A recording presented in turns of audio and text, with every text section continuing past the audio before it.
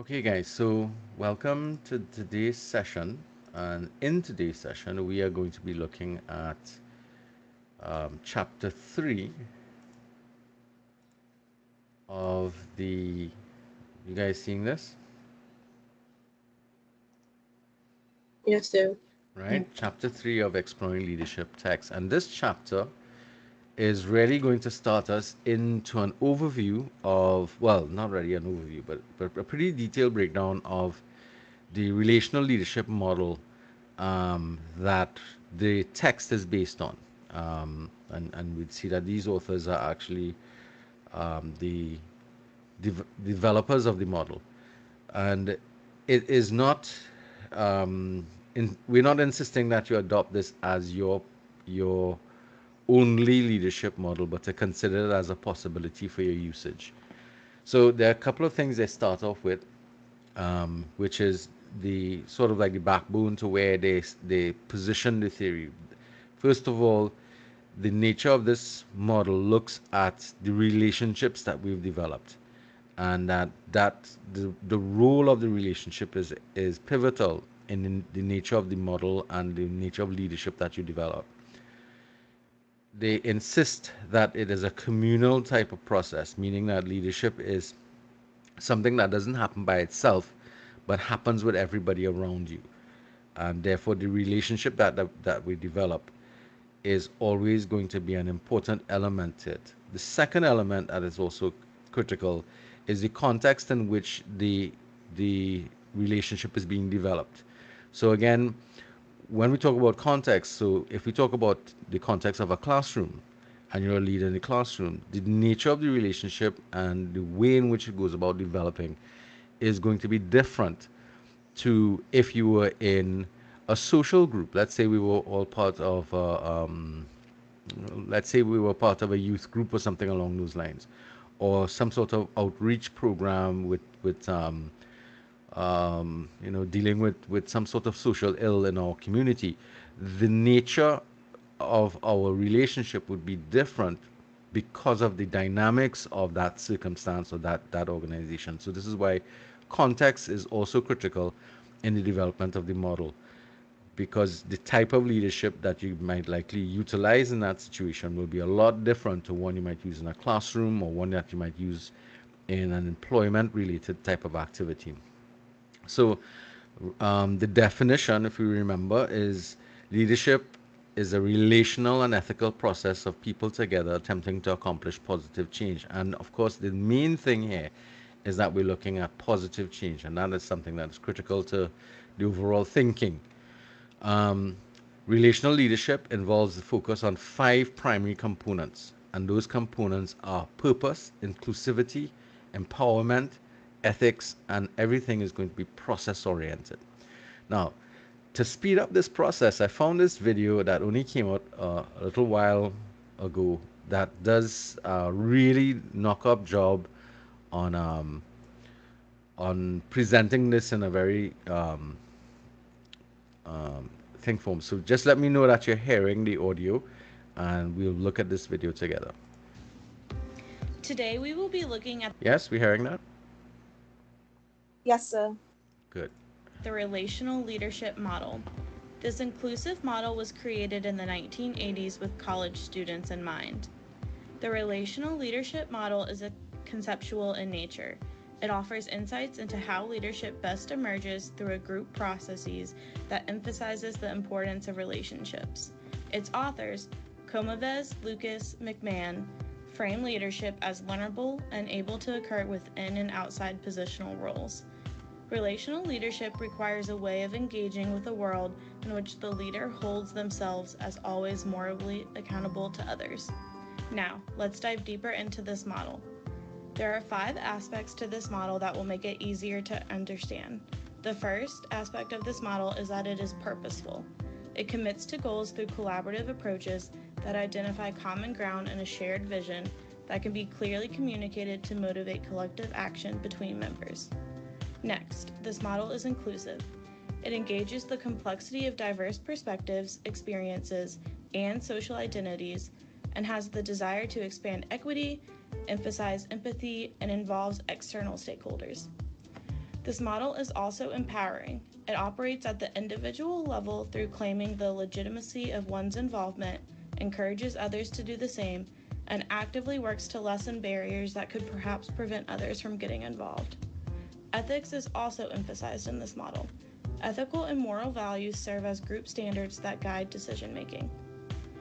Lastly, this model is process-oriented. It has processes for greeting the group, developing and maintaining cohesion, and acting collaboratively to achieve mission-driven goals. As a whole, all individuals are involved in the group leadership process. All four elements are accomplished by being process-oriented. This model calls for leaders to be knowledgeable, aware of themselves and others, and to act. So, how do we apply this concept? The model serves as a platform for reshaping informal theories of leadership that replicate and reinforce dominant norms, leader-centricity, and command and control approaches. The relational leadership model responds to the question, leadership for what?, with an emphasis on creating positive change. The model is reliant on its explicit inclusion of a commitment to being ethical that steers leadership outcomes towards pro-social goals. The model explicitly acknowledges concepts such as power, inclusion, and ethics. One major weakness of the model is that it is aspirational in nature, making it challenging to translate to practice. Unlike many of the leadership theories, there has been no dedicated research on this model. Overall, this leadership theory emphasizes how the relationships formed between group members can change leadership outcomes.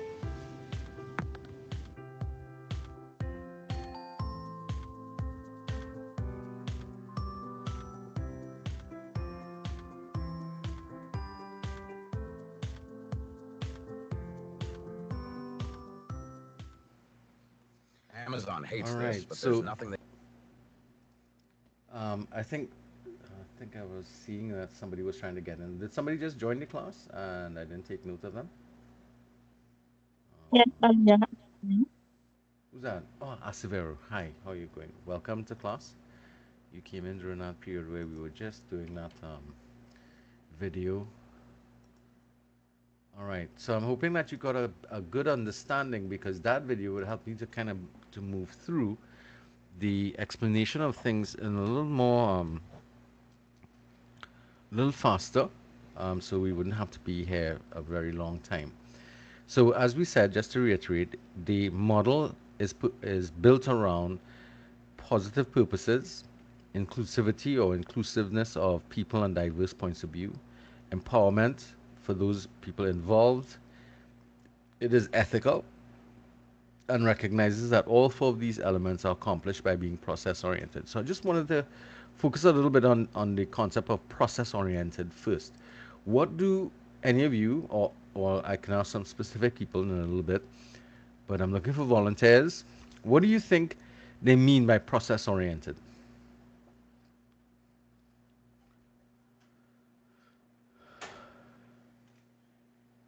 Anybody has an idea of what process orientation is? No, you don't have to be right or wrong. Just some contribution would be useful.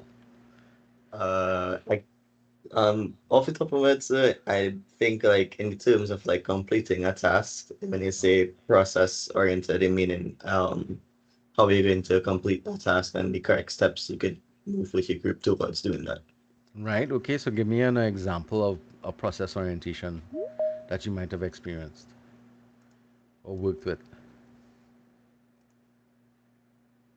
Beckles. All right. Anybody here cooks?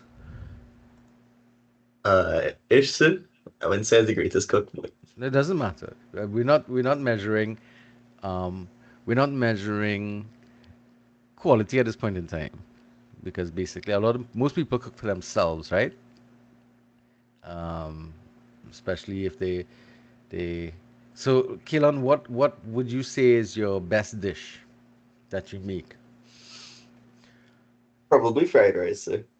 All right, that's a pretty complicated dish actually because there are a lot of different ingredients that go into it.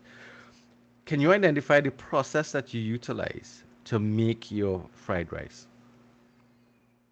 Um, so first things I usually do is start with my seasonings, so garlic, my onion, pimento, that kind of stuff, and make sure it's finely chopped. Excuse me. Um, then I would set that aside. Then to see about the rice, try to make it not as cooked, but not soft, like completely soft, so it would actually not be mushy when you're frying it. Right. And then lastly, I would saute the seasoning and put everything together. Mm-hmm. And I think that's basically it for the fried rice. Right. So you've left off a couple of other impo- important steps out of the process. Can you identify what you might have just glossed over? So, for example, you spoke about the importance of the rice being grainy rather than mushy. Yes. So, what process do you utilize to get that done? Usually I just like test like singular rice grains and see if it's okay, see if it's like not the consistency that I wanted, I guess. Okay. So, do you use a steam process or do you use a boil process? Not boil process. Okay. You might have better success with steaming. Right. Um, yeah. Depending too on what type of rice you're dealing with as well. So, is it white rice, brown rice, any sort of specific rice type that you utilize? Actually, normal rice. I guess that would be white rice. No, probably brown rice. Ah, right. All right. White rice is very white. It gets very sticky very easily. Um, doesn't is not a good one for frying. It might be Right. better for like if you're making sticky rice. Do you know that dish? Ish, kind of. Sticky rice. Okay. So the rice process is probably the most important because you also have to do an element of cooling the rice down before you actually slap it back into the Yeah. and you have to kind of make sure that it drains properly because you don't want extra moisture in the rice as a result of it, especially if you're using the boil technique. If you use a Yes. steam technique, it means that the rice would be relatively dry when you're finished with the steaming process because the water would have boiled off. So let's hear from somebody else who might have had, um, who can do this particular thingamajig, but has a different technique. Somebody just came in and I forgot who they were already. Miss Kotoy. Welcome, Miss Kotoy, Kelsey.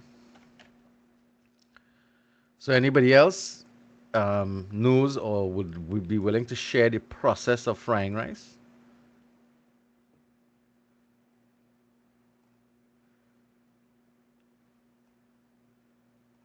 Wow. Nobody? Miss Williams?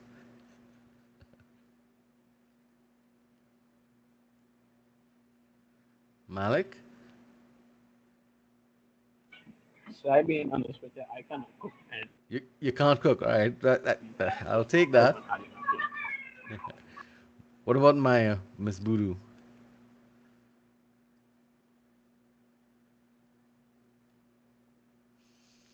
Oh, the willingness to share. Unbelievable. Anyway, so what Mr. Wow, almost forgot who we dealing with. Mr. Mirage, I think we were chatting to. Oh no, it was Keelan, right? Yes, it was me. All right. So Keelan, what Keelan described there was the process he utilized to be able to make his fried rice. Now, the trick with or the purpose of being process oriented is for two things. One, we want to maintain a particular quality to our product. And secondly, we want to be able to repeat that process so that we can get the same or similar outcomes. Now, obviously, over time, Keelan would have probably made changes and adjustments to his technique and processes because he would have learned from the experience. So it's not that he's learned one way to do something and always does it the same way. He's probably tweaking things, making little adjustments in terms of what seasonings he's using, some of the quantities of those seasonings. Maybe he's experiments a little bit, hopefully, and adds a couple of different things sometimes to get a different flavor in his rice. Because the same way he's talking about just doing a plain vegetable fried rice, you also have the situation where you can add eggs into it to make egg fried rice, or you can add other meats in it and make it a meat-based one. So you have chicken or you have shrimp or whatever meat you choose to utilize. Again, the process is one that allows for duplication and it allows for improvement over time. Process oriented means that everything in the leadership model that we're looking at here is process driven so that we can get those types of results consistently and make the improvements necessary that are required. Once things are process oriented, it makes it a lot easier for us to understand that whole to get to the place where we want to be in terms of the relational leadership model. So that's the main thing that we're talking about. This is just a representation of what we're looking at here, where the purpose is central.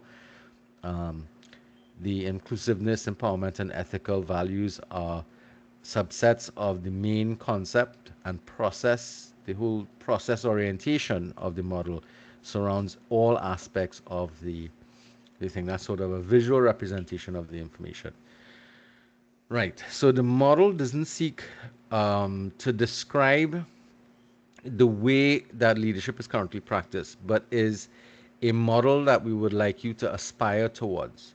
Now, I think in the clip we looked at, it spoke about one of the drawbacks of this particular model in that it is aspirational in nature and therefore can be a bit removed from the real world around us. So real world application becomes critical and difficult sometimes to be able to achieve, and that is something that we have to pay attention to in terms of how idealistic the model might appear. Pretty much like if you remember from our last chapter, we were looking at authentic leadership, and we saw that some of the things there looked a little bit uh, uh, pie in the sky type of thing. So here we're hoping that this one's a little less pie in the sky and more process oriented. Therefore, it gives us a better way to be able to achieve something along these lines. So the five key elements that serve for us to be able to develop this. So let's get into to looking at that. So when we talk about purpose, we're talking about why an organization exists, why you do what you do, why are you attending this class, why are you here. So let's start with that. If you have no vision, then you're just walking a journey with no objective in mind. So for an organization, it is important that they have a vision of where they would like to be. Now, there is a chapter presentation on vision and mission and strategic direction that one of the groups is going to go into a lot more detail. But a couple of elements we want to talk about here that are important for us to look at. The organization ought to be vision driven and not position driven. Why? Anybody could give me a reason why? Ms. Beckles, welcome back, I should say. Um, Anybody has an idea why the the the organization should be vision driven and not position driven? I see. Because Oh, positions, sorry. sorry, That's positions okay. differ. Basically, there's always like different positions, but the vision is only one vision you should have to like completely go. That's close. Yeah, let's hear what Daniela was going to say.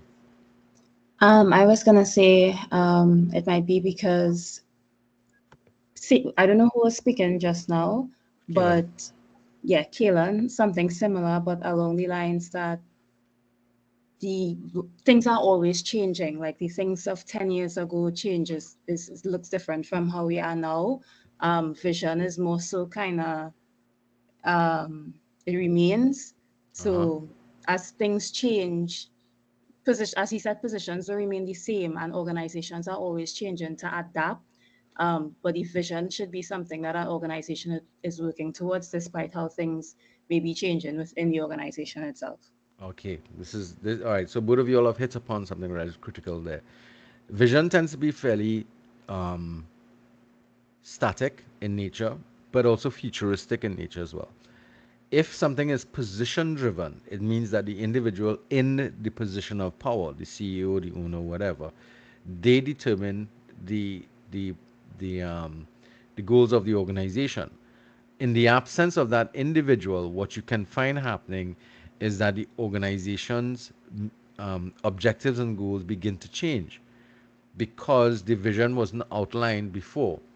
And that can create problems for organizations, especially when there's transition from one leader to another. If we have a vision and the purpose and function of the CEO or the company's directors is to achieve that vision, then the goalpost doesn't change on you because you have somebody sitting in the driver's seat. But maybe the route that they take to it might change. The methodology might change, but the goal is still the same. All right, that is an important distinction that we like to make. Now, they spoke about this again, the knowing, being, doing. That's the knowledge that you have, the the knowing stuff, being aware of yourself and others, and so on, and the doing, the actions that you take. This is going to be critically part of the entire process that you're going to be taking to be able to achieve the type of leadership potential that we're talking about. These the components are related because we have to always go through those things over and over again to be able to make adjustments and changes. Now, they refer to this pattern of influence as circular and not a straight path. Now, I actually prefer to think of it not as a circular activity, but more of a spiraling activity.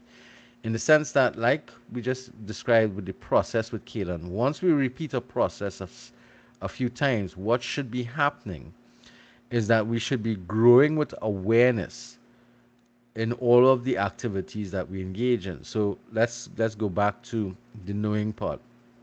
Every time we go through the exercise of trying to understand ourselves and understand how others view us, we should be coming back to a situation where we are developing broader understanding of ourselves every time. So we should be coming up with deeper understanding of concepts and ideas as we spiral outwards, meaning that we increase our perception or we widen our perception of ourselves. We understand more and more each time we go through the process. So it's not a one and done. In terms of the being aspect, again, that is also going to be influenced by the amount of growth that takes place. And of course, it improves our ability to be able to do things because we get better every time we attempt to do this. Again, process oriented across the board. So, Palmer ascribes this to head, heart, and practice. And he uses this in the process of teaching. And so he uses that knowing, being, doing, and say, okay, let's replace that and say, okay, head, heart, practice. Now, if you think about those teachers who impressed you and those teachers who probably worked best with you, had the best relationships, and were able to get the best out of you in terms of whatever subject you're dealing with, you would find that they knew a lot about who they were, as well as knowing their subject material, and would do a lot to be able to improve themselves. So knowing yourself is also knowing your skills. Huh? So if you know you lack some skills, it's important for you to be able to go in and acquire more skills or train yourself up. The heart is that thing that drives us moving forward, the being part. And what we tend to find happening in teaching practice is that a lot of people might know a lot, but they simply don't have the heart for doing they what they do, and it shows in their practice and it shows in the outcomes. So much so, unfortunately, we have the unenviable position of students being told by teachers that, I don't really want to be here. I want to do something else. I don't want to teach, but I here just because it's a job, and that's a really bad type of concept to get from people, especially with individuals at such a young, influential age, because it kind of starts to, what's the word I want to use? It starts to work on the psyche of individuals that they're going to end up in situations where they're going to be made to perform jobs that they don't want to do, and that's a really horrible place to be. Now, hopefully, none of you all are in that situation. None of you all are just in jobs because you just need a job and you have to get money. The real world unfortunately, there are lots of people who do that.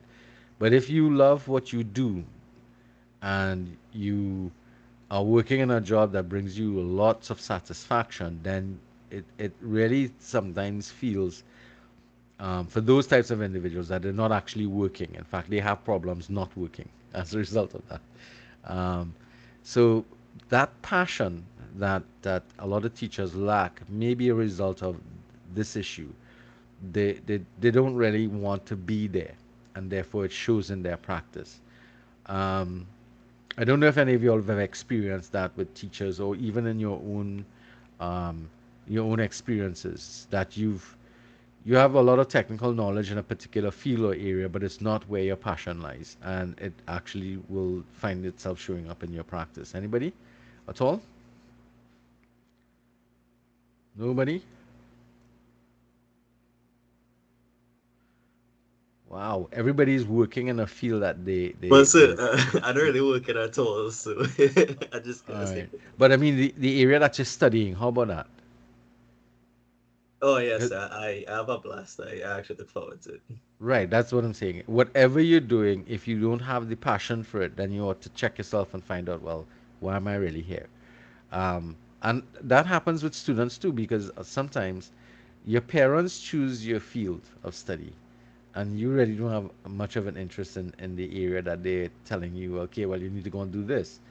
And, that can be a stunting experience to go through. So it's something that I would like you all to, consider when you start to when in the process of doing your self-assessments, think about what are your passions, what makes you tick, what would you like to do, where would you like to be. Those things are impacted upon by those things. Now, um, the reason for this is because if you are passionate about what you're doing and you know lots about it, you're very technically oriented, then it affects your credibility. And people will be willing to work with somebody who exhibits the true factor of understanding and knowing what they're doing. This also happens with teachers. There's some teachers who come and fake knowing something. um, they make the mistake of lying to their students and telling them, right, so this is what you do there, yada yada, and it's a huge mistake. I remember, I think I told you all this story when I was a young teacher, just kind of starting up. A colleague of mine who was in my department indicated to me that I should never let students know that I don't know something. Um, and I fortunately for me, my father was a teacher of many more years of experience than my colleague, and he said to me, the most important thing is that you're honest with your students. If you don't know something, you don't know something. It doesn't mean that you're any worse off for not knowing, but it does indicate that there's a gap, and therefore it's something that you need to go back and fix. And that was actually quite true, because if I'm honest with my student base and they say, okay, I don't know, but I'll try and find out and get back to you about it, that is a better and honest answer than trying to fake a response to them. Because therein lies a bit of an issue, because you're lying to people. And that is dangerous, because you can mislead people. Right. I see Camille, you have your hand up. I was Right, just thinking, uh-huh.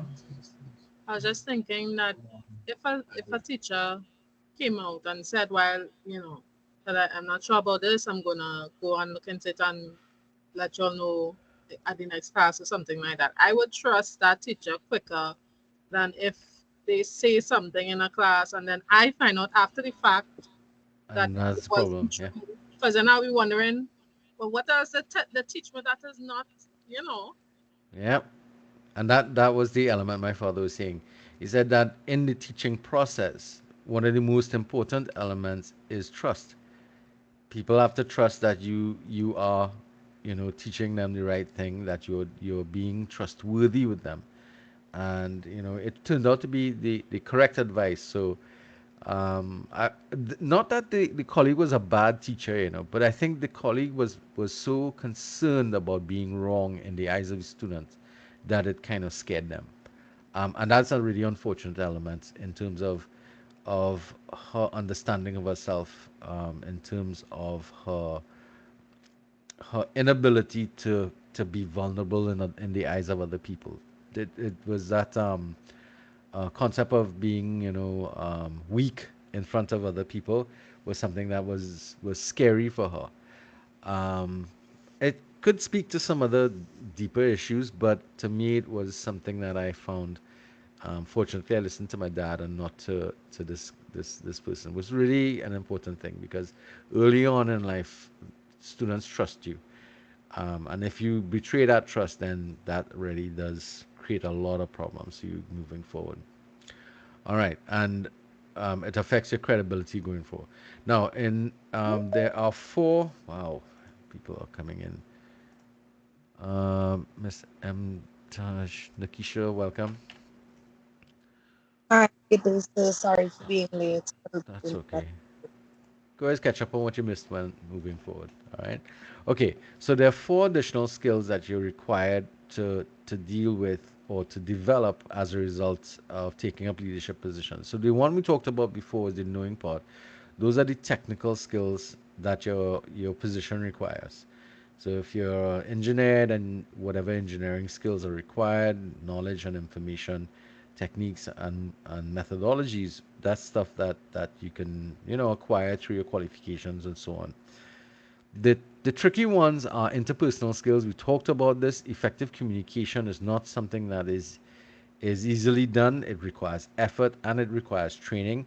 Conceptualization skills, the ability to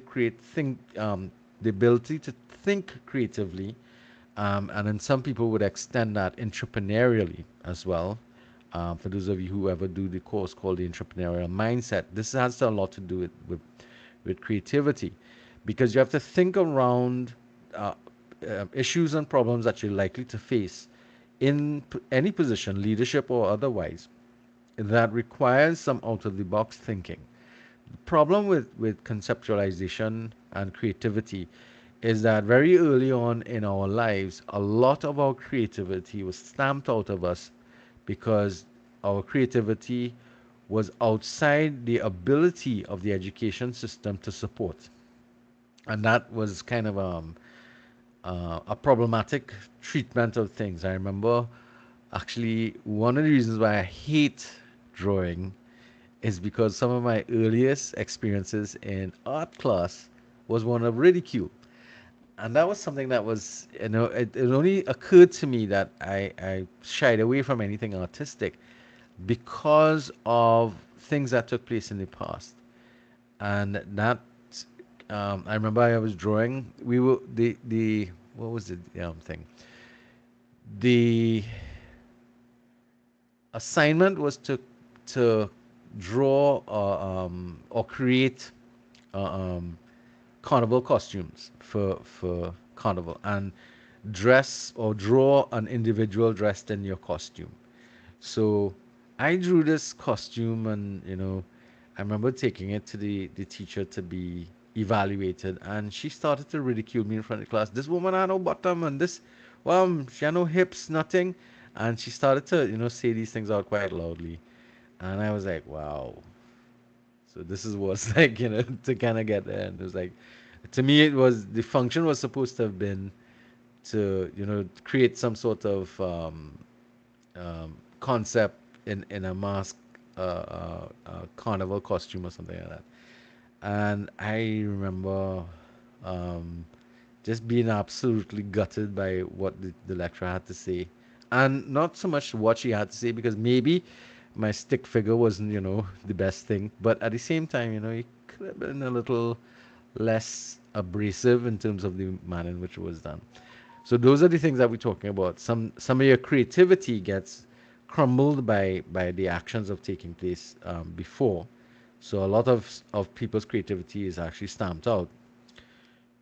Effective communication, we talked about that before, and how problematic that can be because we're not taking time to listen with our hearts to people. And then the other thing that is critical as well is the tactical skills. How do we go about negotiating solutions? How do we help to develop our better relationships with people in terms of working in groups or teams? Those skills are what we're going to have to develop. And every time we develop them, we have to improve on them. So this is part of that knowing development that continues on and on, because as you learn one thing, you start to realize there's other things to be able to do. So that this knowing element and developing yourself over and over again is a never-ending process. That's the next thing that we have to keep on remembering. This knowing, being, doing process is one that is never ending. As long as you're alive, you're going to continue learning more and more. Hopefully, if you ever stop learning, it means that you basically come to the end of your life from there. Because even in death, you learn something about what happens after. I mean, nobody's been able to go and come back and tell us what's happened there. We have books and people who come back and say they see this and they see that, but nobody's really been able to give any definitive things about what happens after we um, leave this mortal coil. And that's something that occupies people's minds, and it's probably the last lesson we'll ever learn, at least from our perception now, because you never know when you get into that position what's happening afterwards. There may be a whole bunch of other skills that we have to get going in. All right. So, one of the things that we have to do is when we get all of this going, we have to actually act on what we're doing. We have to do the things that are necessary. Unfortunately, some leaders suffer from not being able to act simply because all of the things that they would like to have in place are not in place, and therefore they don't do anything. Now, I've worked in an organization like that where we had a leader who simply did not want to do something because they didn't feel as if all of the resources necessary to get the job done the way they wanted it done um, was available. And therefore, we got stuck doing nothing. And that led to a sort of stagnation in the organization, and it led to a lot of frustration from people who are trying to attempt things. Because what that signaled to everybody else is if you try something and you make a mistake, then you will get shafted for it. And that happened. We saw it happen time and time again where somebody attempted to make some sort of change to, took a decision and tried to do something with the resources that we did have. And once they were deemed to be substandard, people just kind of beat it down to death. And that actually starts to tell us something about the individual. If they are unwilling to have zero defects, n- you, not to do things, not to make mistakes, then what you end up saying is, well, we're not going to take any chances. And that means we're going to limit ourselves in terms of our actions or abilities or development, because we're going to be couched into that caged in environment of we cannot do anything until we get all the resources in place, that all the circumstances, and that will never be the case. In any event, you will never have everything perfectly lined up for you to do anything. That seldom ever happens. So you have to develop the skills to be able to work around what's going on. That simply means that as a leader, you don't want that type of attitude or that particular type of environment to exist. You want to create an environment that you enhance or encourage people to take chances. Of course, it's measured chances. It's called risk management, basically, especially if you're dealing with a business activity. Um, so, how do you do that? One, through you doing things on your own, learning. Two, by helping others to learn, maybe through mentoring or sharing your ideas. And by three, shaping the culture of your organization that into a learning organization.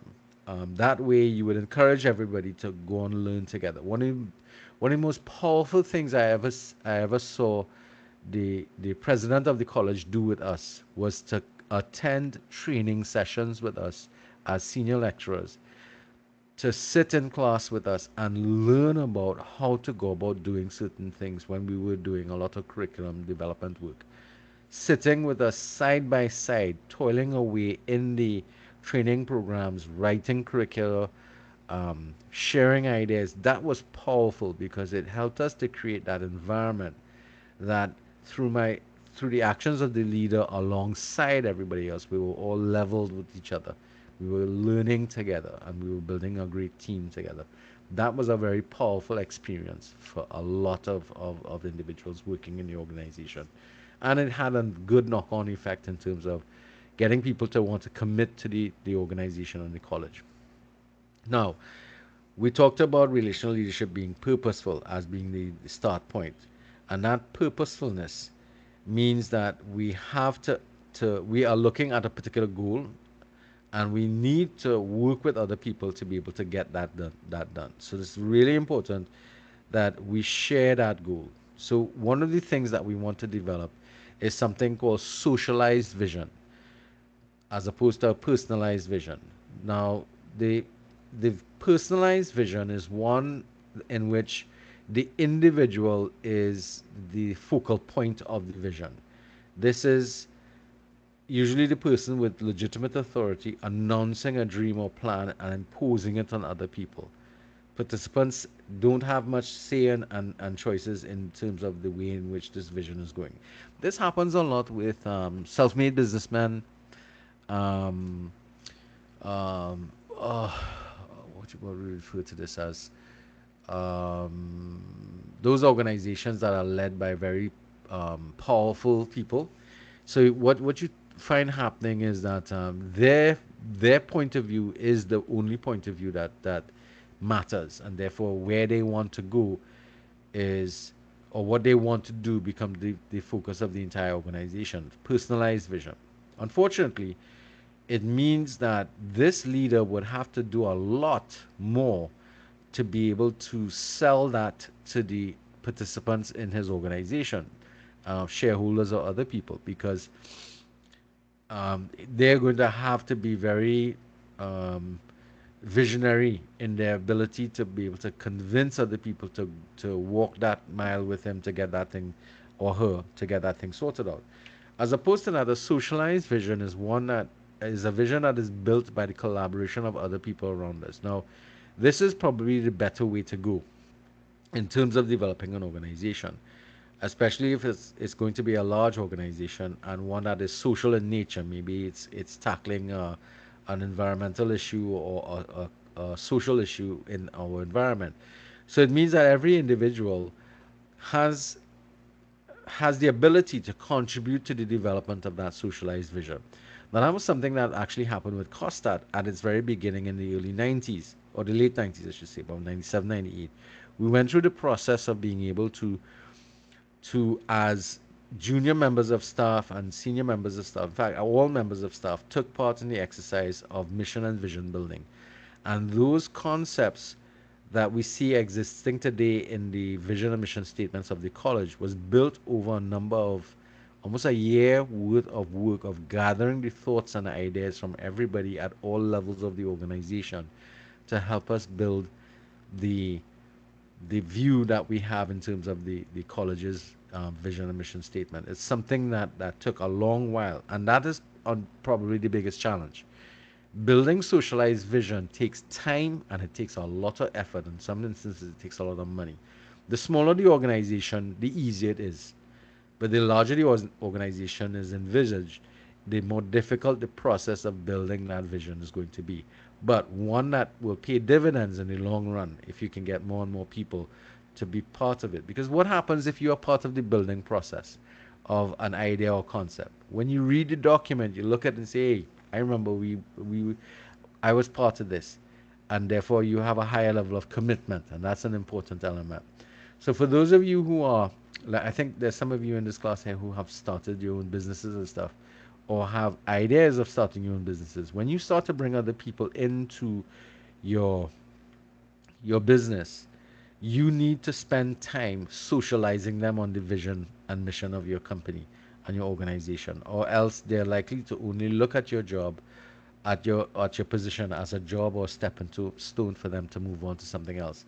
And the level of commitment would not necessarily be great enough to deal with the situations that you're facing.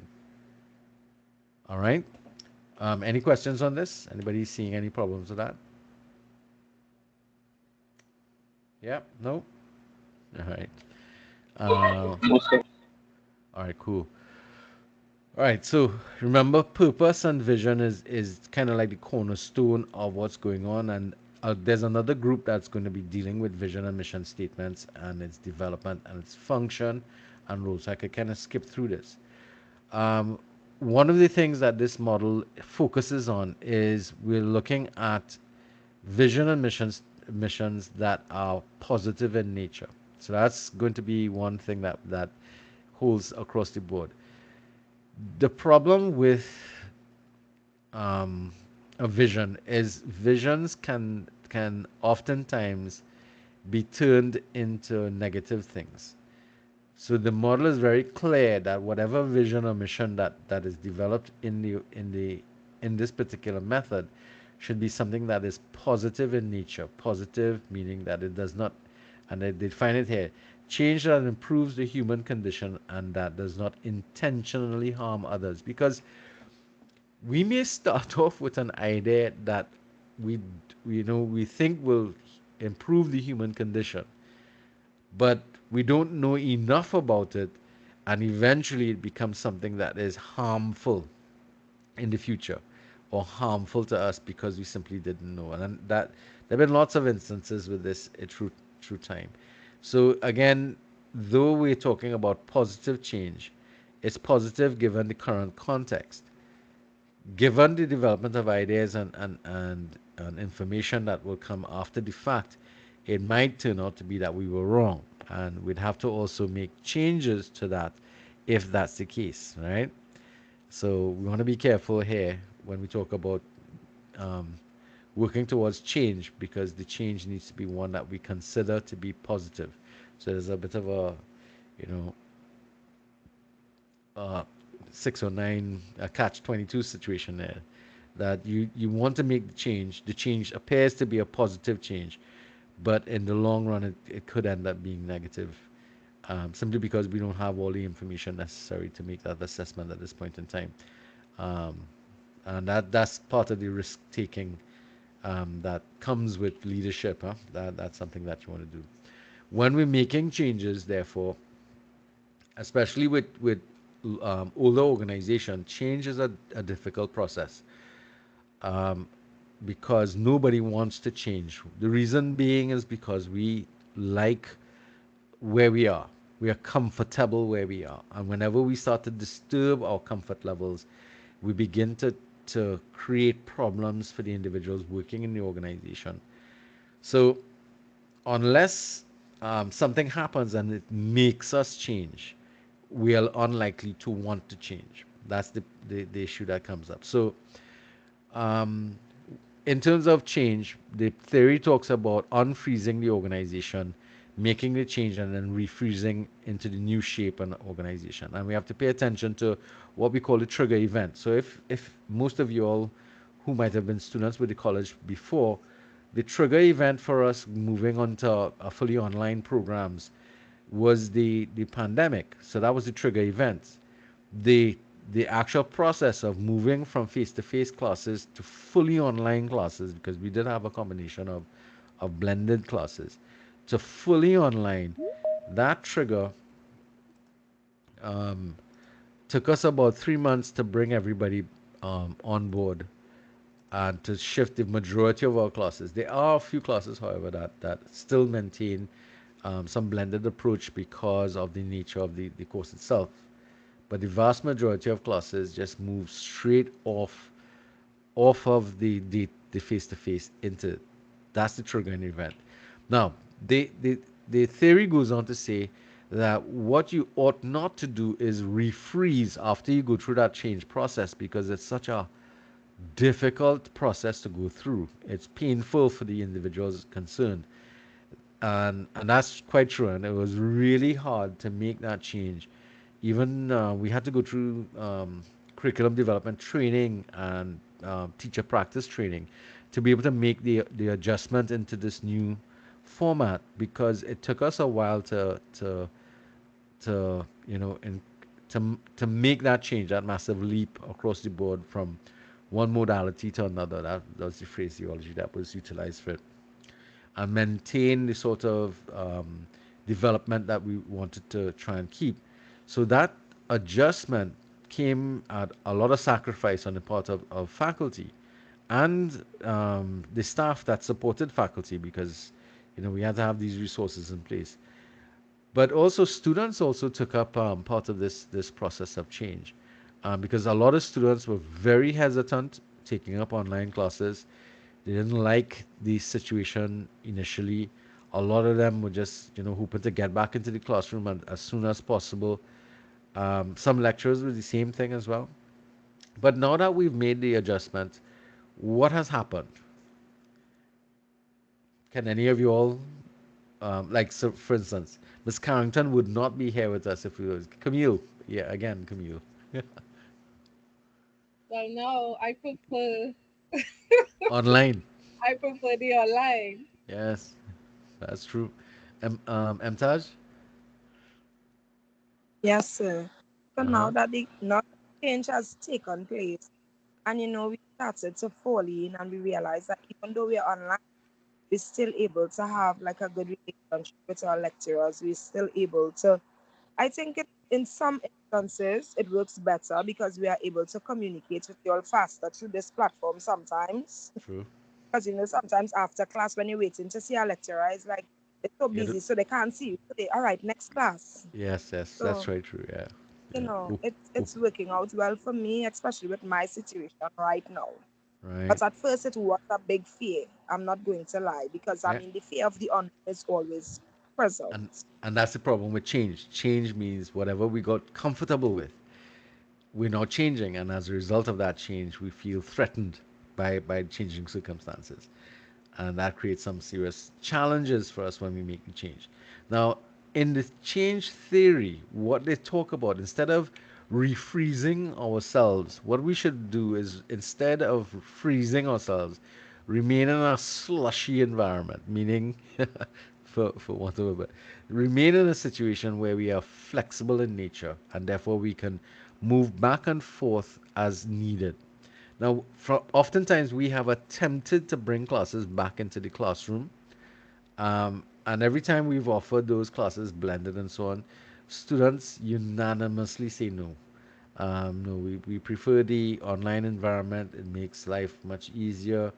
Um, People are, able to deal with the complex nature of their lives, and more so for the part-time students than the full-time, because the full-time students seem to have more time. They're home, under less supervision, which can create some problems if they're not disciplined enough to, do the work necessary.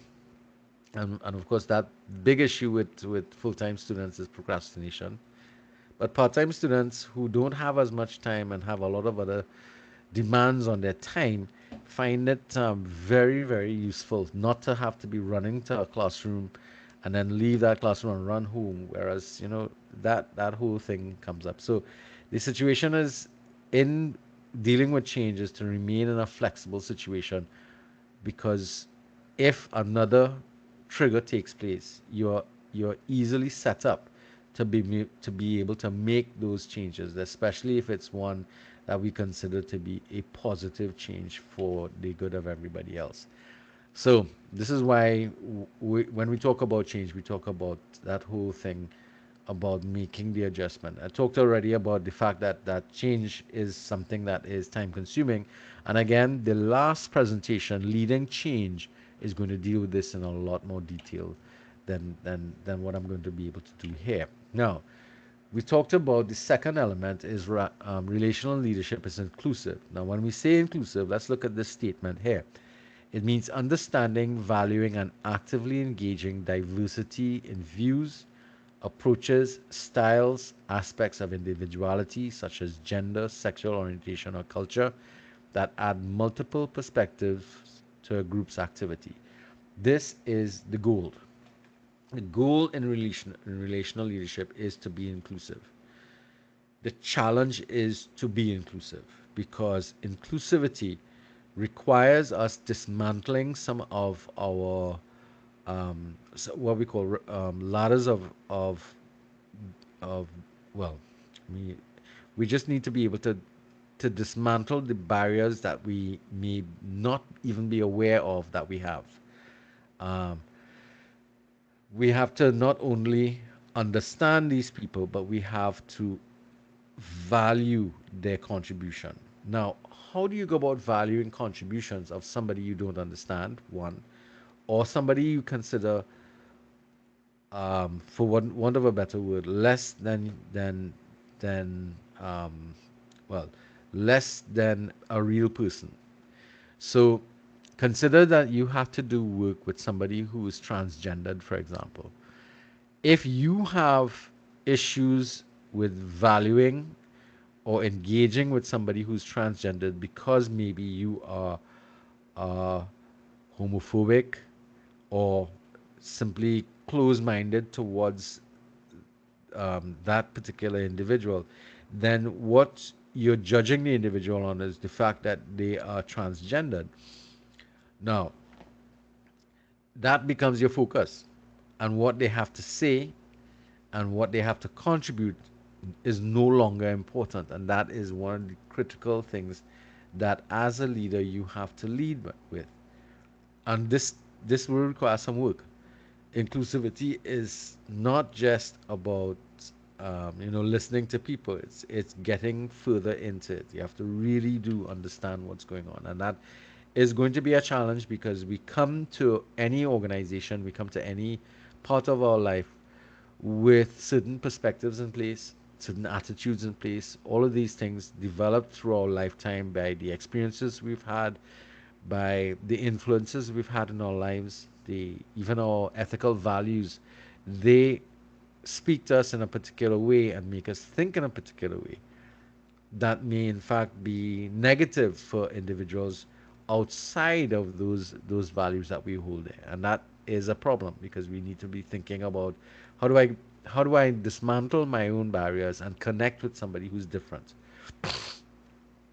um, and in Trinidad, if we're very honest with each other, we have very poor attitudes when it comes to um, issues of sexual orientation and gender assignment. We because we may not have had much experience with transgenderism or homosexuality, it can cloud our behavior in and around these things. Would you agree with that?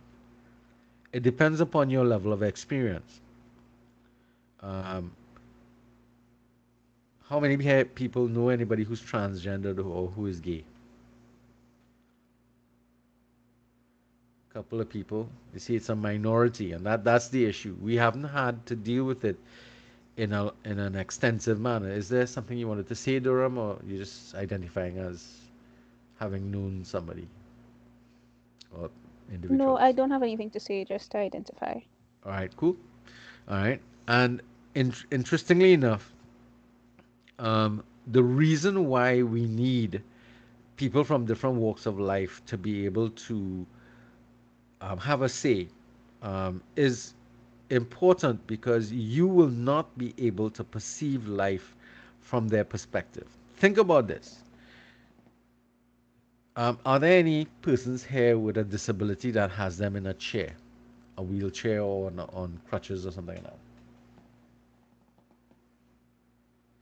Anybody?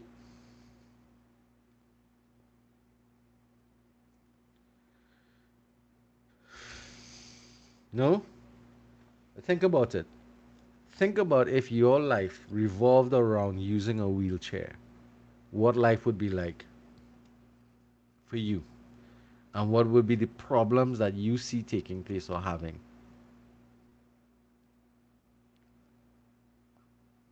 You understand what I mean? Because we are unable to comprehend the world around us from that perspective.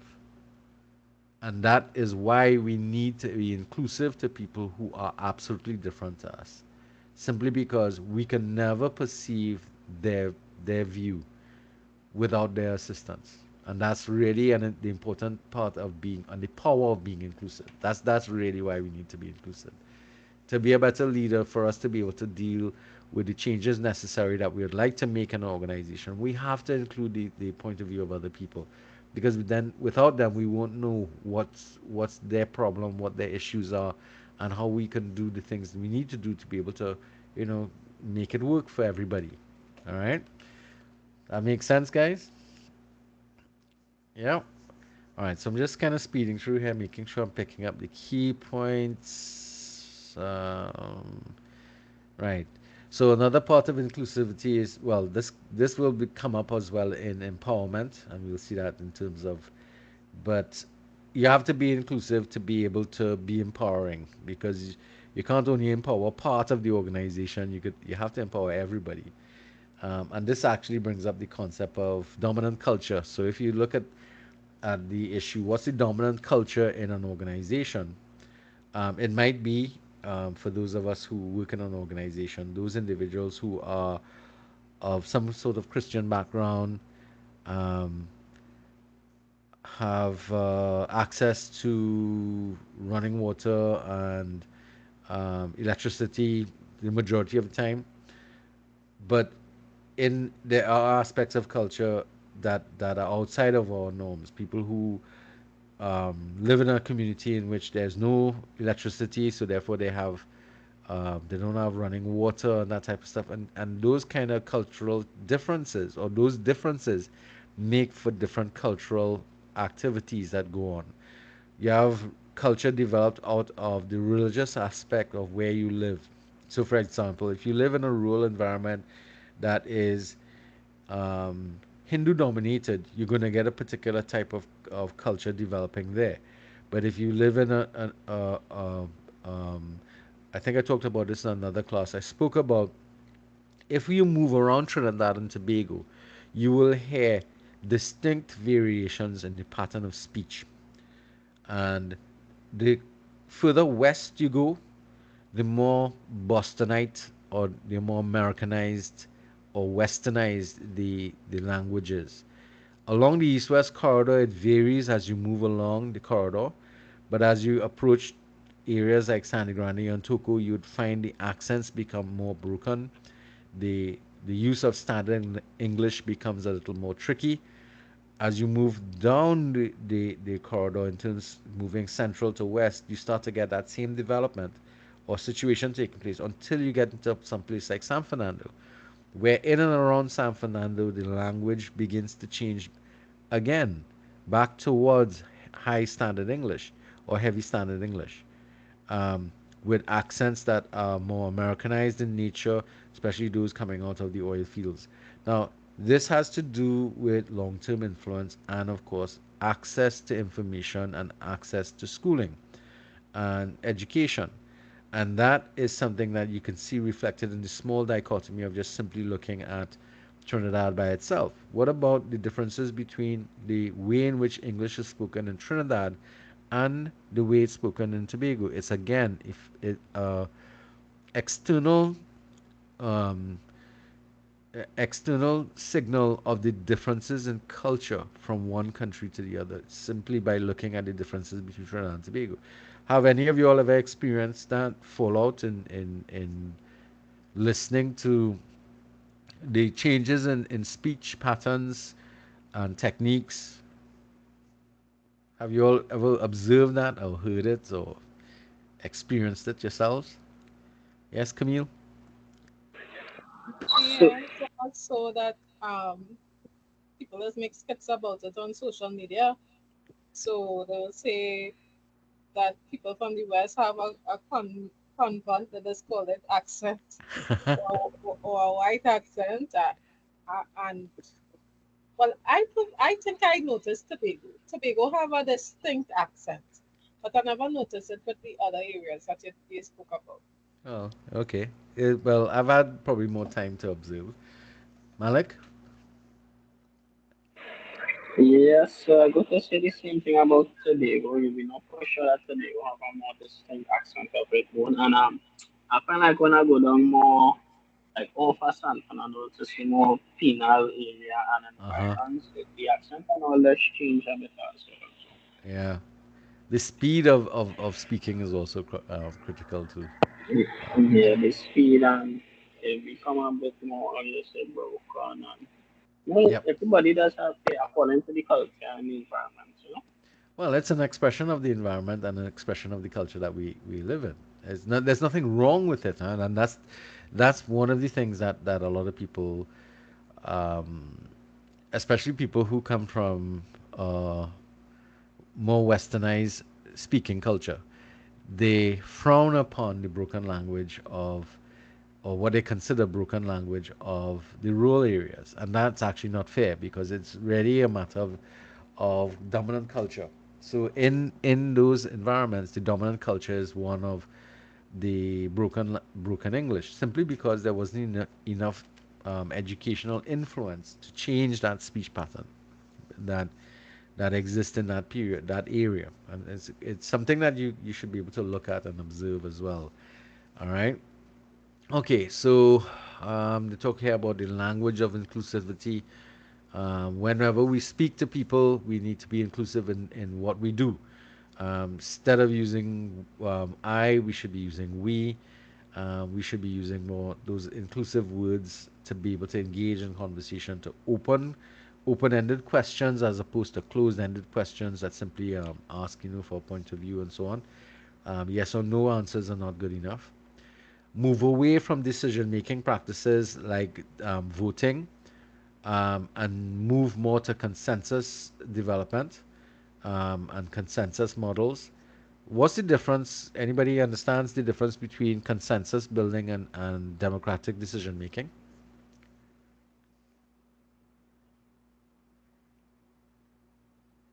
Um, don't want to disturb anybody who's at work, but Akila, can you give me some distinction between consensus models and democratic models?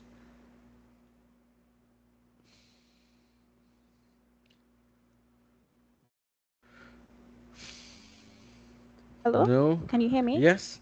Yeah, I can hear you now. Oh, right.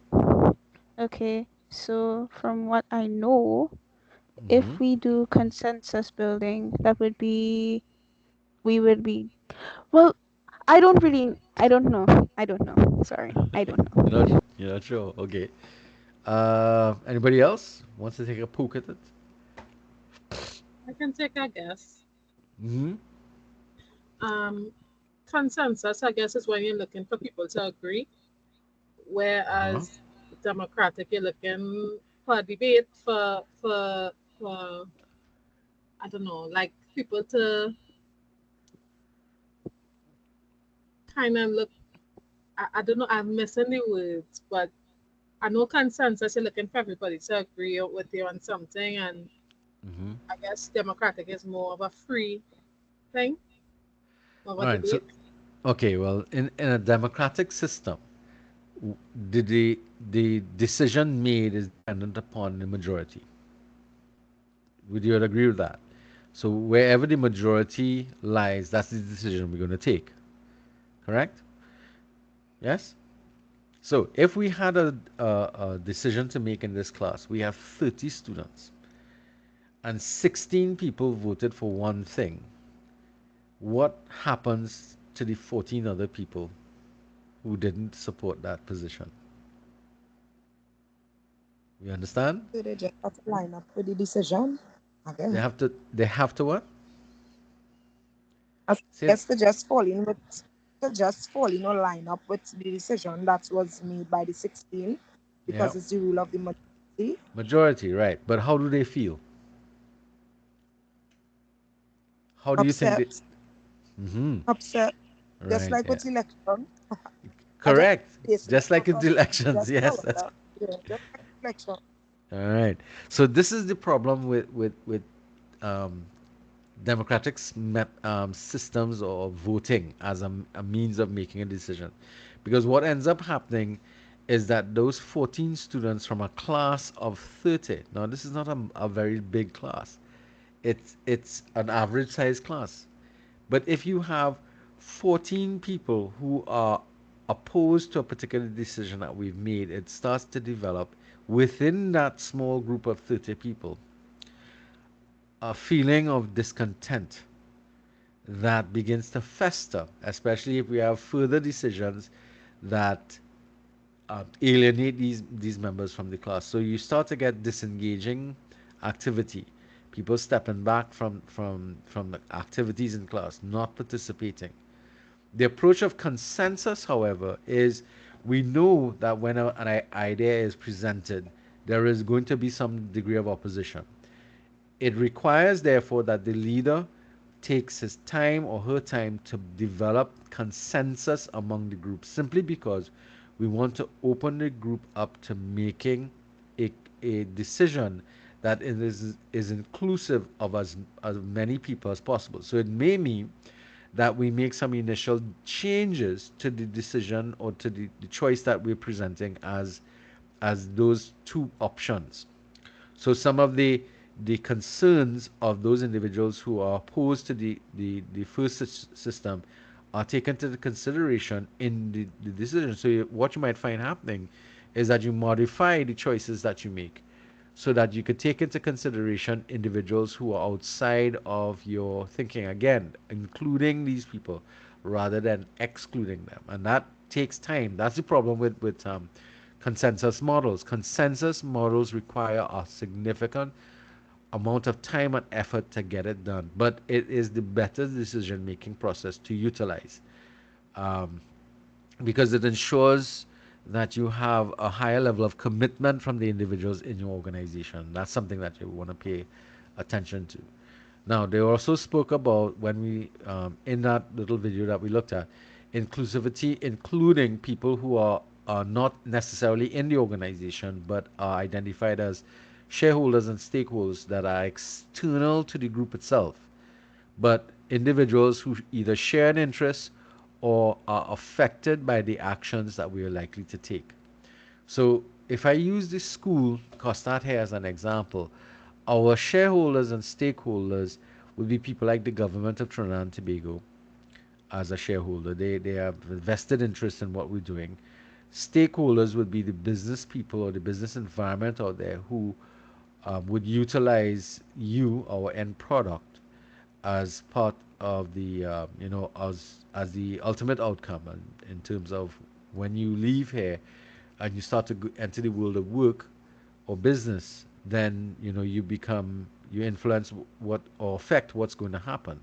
So in order to be able to include these individuals, it means that a leader needs to set up exercises to be able to be inclusive to individuals who are shareholders and stakeholders. They're not easy to deal with, but you have to do it because it's going to be better for the entire organization to try to be inclusive of the individuals who are either interested in what we're doing, such as the government and industry and so on, and the stakeholders, the businesses and firms that are likely to take up our graduates. Those individuals, especially the industries, are going to be critical in helping to determine what we do remains relevant, and that if you have an interest in what we do, that you remain interested and you're not just going to say, well, you're going your own direction. We don't wouldn't bother with you all anymore. That type of stuff. So it requires, again, more effort on the part of your leadership and organizations to be able to try to include in your decision making processes, especially if you're making major changes in the organization, to include individuals not only within the organization, but also those who are outside of the organization. So it requires a lot of work to be able to do that. Any of you all ever did a focus group? Took part in a focus group, whether in the college or outside of in other activities? Those are activities that oftentimes organizations would use to try and include people who are external to an organization. So as we could do a focus group with students as part of the college, but we also do focus groups with organizations that might are likely to hire our graduates. Those are people outside of us. We might also do questionnaires and that type of stuff. You all usually have to take part in a evaluation of the course at the end of the course. Try and remember to do that again this time again.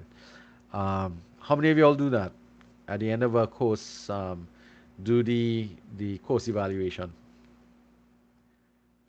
I hope you all do it. It's a useful tool for us. All right, I see Talisha saying she does it, but I'd prefer more hands because I do it, the sir. I do it for all my courses. good, because that information helps us to make appropriate adjustments and changes I see Danielle has also had a hand up. All right, so we understand this whole issue of external group members or stakeholders. This is some of the ways in which we can evaluate where they're going to fall. When we're dealing with stakeholders or shareholders, they can be supportive, which means they have a high level of support for what we're doing, and they see it as being high importance. Low priority would be they have high support for us, but for them it's not critical. It's not of high levels of importance. Antagonistic would be where there's high opposition to what they're doing, and they're highly antagonistic because it's of high importance. We have to treat with people like this quickly, and we have to persuade them to start to move across to supportive as opposed to be antagonistic. Um, High opposition, but of low importance. These are problematic people because they would be, it's of very little importance to them, but it's still a niggling type of activity. So this tool here is one of the ways in which we can classify our stakeholders and shareholders so that we can utilize different methods to be able to manage with them and to move them to the area where they are supportive, more supportive as opposed to antagonistic or problematic. All right, that is just the nature of what this particular model is going to be looking at. Now, relational leadership is empowering. So it means that as a leader, it is one of your responsibilities to empower the other persons in the organization. And empowerment has two dimensions. Empowerment means that you develop in the individuals a sense of self empowerment, meaning that they feel as if they are responsible to claim ownership over what's taking place. They take up the processes, they take up the activities, and not only take it up, but they also expect that they have to be involved with this particular activity. So it means that we're developing an attitude among people in the organization who don't wait to be included, but they take their own initiative and get included and get empowered.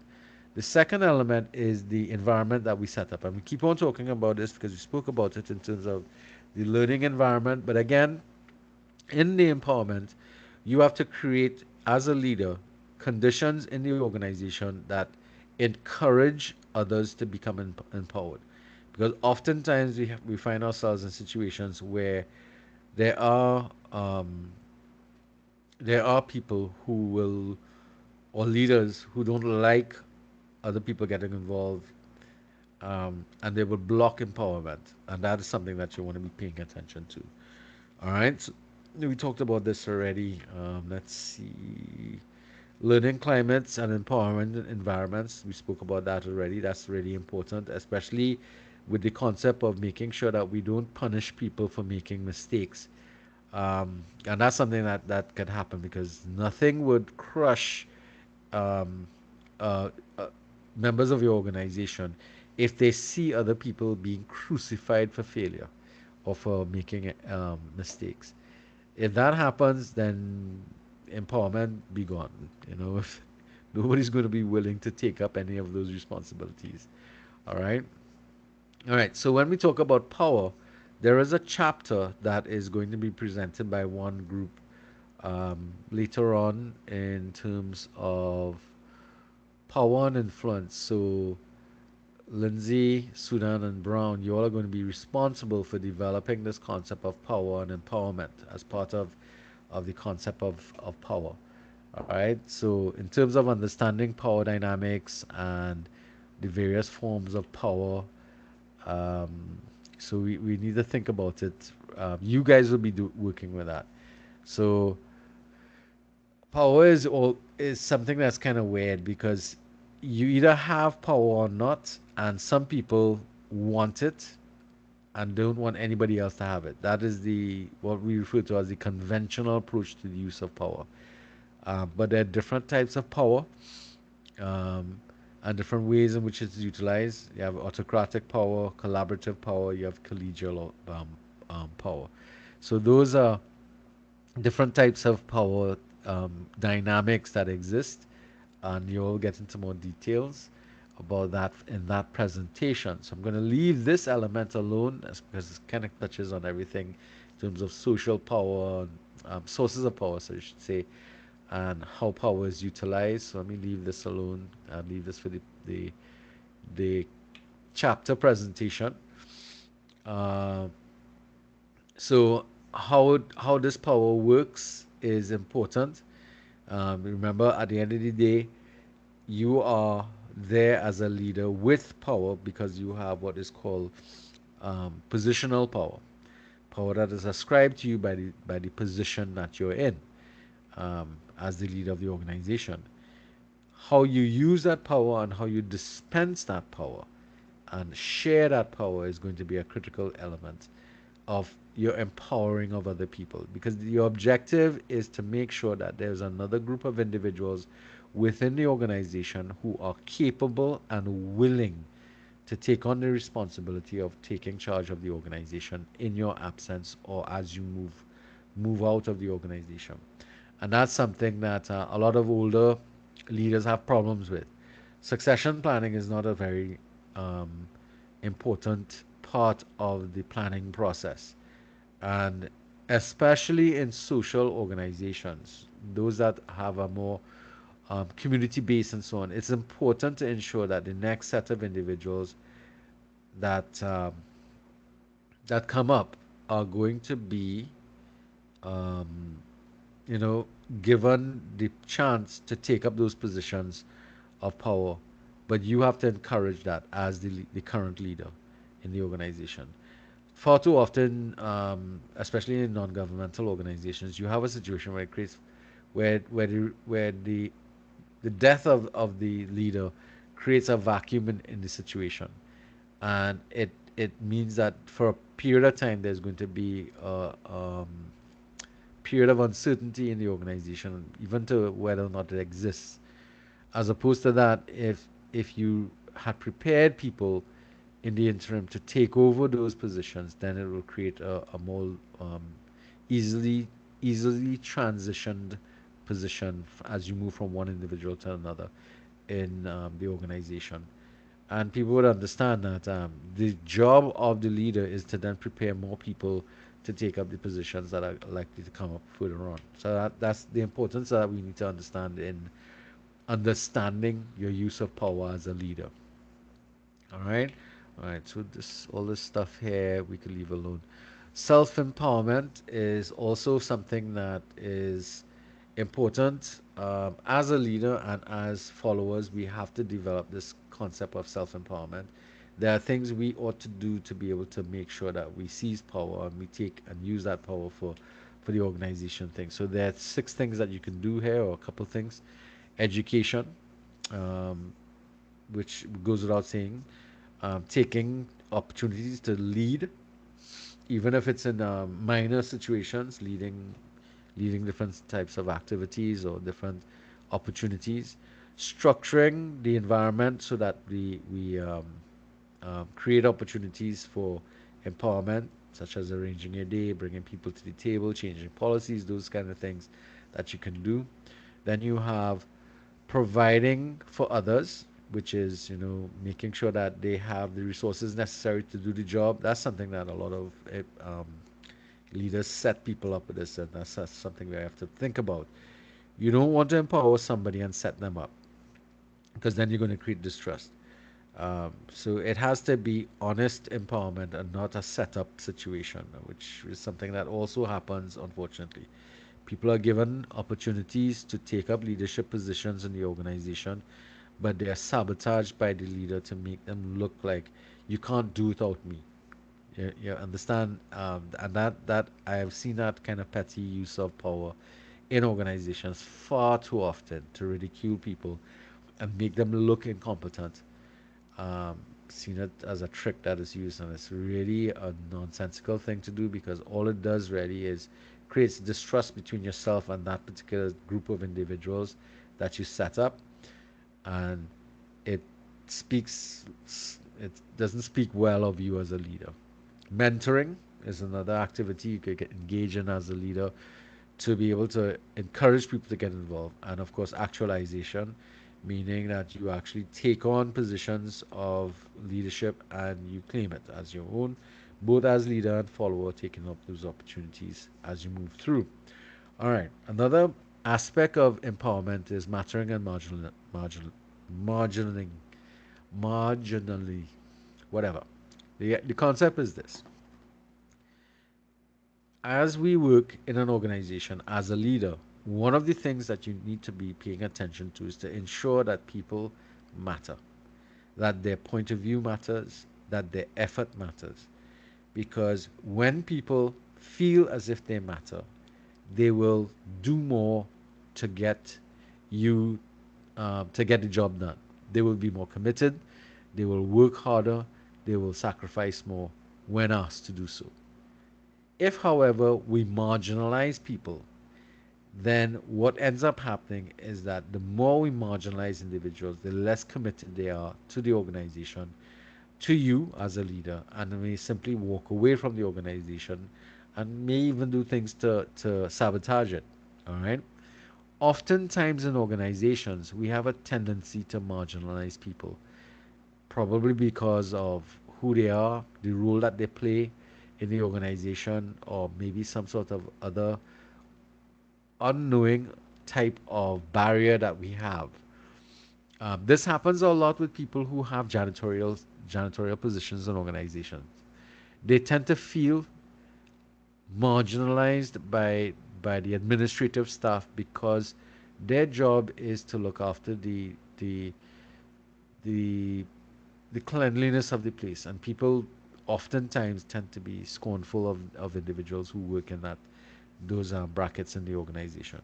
They have probably one of the hardest, most dangerous jobs in the organization, and we marginalize those individuals by our response to them simply because we perceive them as being less than, less educated, doing menial jobs. Those are some of the hardest working individuals I've seen in a lot of organizations, and I can never understand why, as office workers, we would marginalize people like that. Without them, we can't get anything done. Trust me. Um, so, your job as part of your empowerment is to ensure that people feel as if they matter and that they don't become marginal, that we don't marginalize people. So that's a really important thing, and that has to occur on an individual basis, and it has to be in the environment that you set up. You encourage everybody, regardless of what they're doing in an organization, to be able to contribute to the organization's growth, because you never know from what part of the organization you might get solutions to serious problems that you're facing in the organization. I remember when we were looking at cutting cost of operations in the campus in San Grande, a lot of times the best ideas came from security officers and the cleaning staff, simply because they had a hands-on look at the day-to-day operations, whereas as administrators and teachers, we were stuck in teaching mode and stuck in administrative mode. We weren't seeing the hands-on day-to-day activities, and that's something that it taught me a lot about the perception of the organization from all aspects of the organizational structure. That's a really important thing, because if you empower those people to be able to give their opinions, it helps to build a better network. It helps to build a better organization, a more powerful one, able to, to pivot around the difficulties that we're facing. Delegation is another thing that we have to pay attention to. As part of empowerment, you delegate some of your responsibilities to other people. It does not mean, however, you delegate the responsibility. You delegate the tasks, but it doesn't mean you give off the responsibility. If at the end of the day they don't get the job done, it is not their fault. It is your responsibility to take. It's your job to take responsibility for the success or failure. And this is something that a lot of leaders have a problem with. They're quite willing to take on the accolades that delegated tasks bring to the group. But if there's fault, if there's errors, if there are mistakes, that leader is quite willing to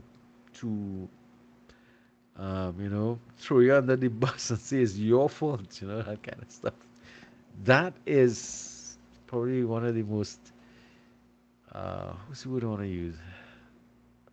I don't know. It's an it's a very old technique of blaming other people, but it's probably one of the most what's the word I want to use? But it's one of the nastiest methods of manipulating people, especially if you do it purposefully.